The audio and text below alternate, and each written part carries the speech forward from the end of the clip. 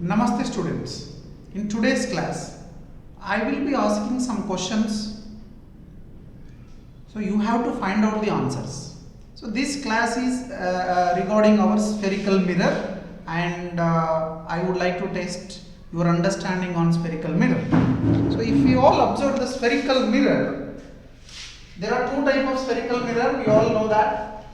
So that is concave mirror, concave spherical mirror. Concave spherical mirror, the reflecting surface is inside and this is non-reflecting surface. You observe here, okay, and we call this as a pole of the mirror. This is the pole of the mirror, and it has a center of curvature, and it is the principal focus.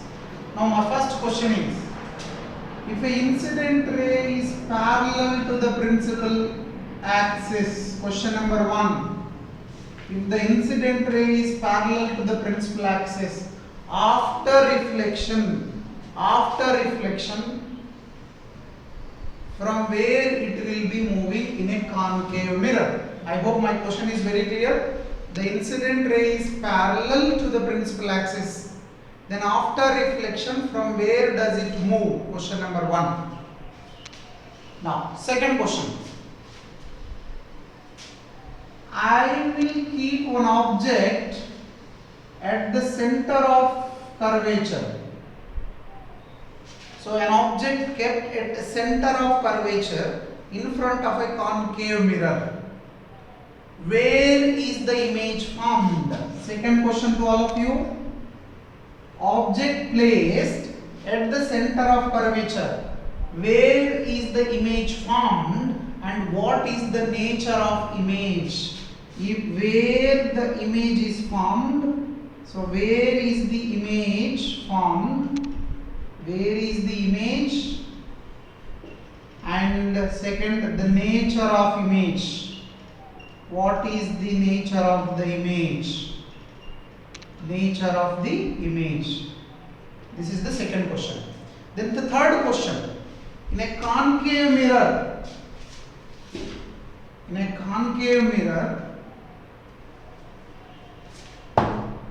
third question is, in a concave mirror, give me a place or give me the position of the object. Give me the position of the object, it will give a virtual and erect image. The third question, I want to collect a virtual and erect image. Virtual and erect image. So where should be the object? Where should be placed the object? So the question is, if you want a virtual and erect image, where we have to place an object? That is your third question. Then fourth question. In a concave mirror, the focal length is positive or negative? Focal length is positive or negative? Okay, positive or negative? That is your fourth question. Alright, then fifth question. Why we are not using this concave mirror as a rear view mirror? Why we are not using this concave mirror in all automobiles as a rear view mirror? That is your fifth question. And sixth question, in a concave mirror, suppose if I incident there is a focus, you know that there is a principal focus, there is a center of curvature, okay. Now I am incidenting or just I am passing a ray from the focus. So this is the incident ray. Then you have to tell me where is the normal for this. From where we have to draw normal to this. concave mirror. That is your sixth question. Then seventh question. Seventh question. Concave mirror is used by dentist. We use this concave mirror by dentists. What is the reason? Why dentist uses only concave mirror? Okay, that is your seventh question. Then the eighth question. Convex mirror. Convex mirror.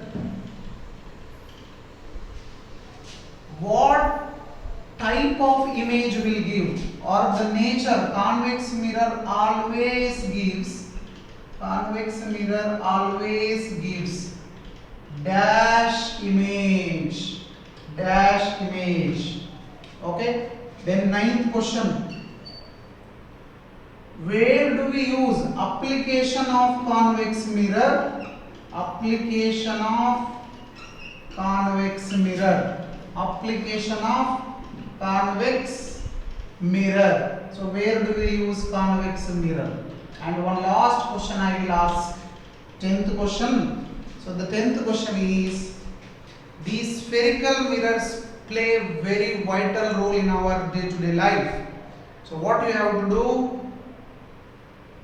So the spherical mirror, if you take a plane mirror, one common property they always follow. What is that common property? You have to write. So like this 10 questions I am giving, you have to answer and submit.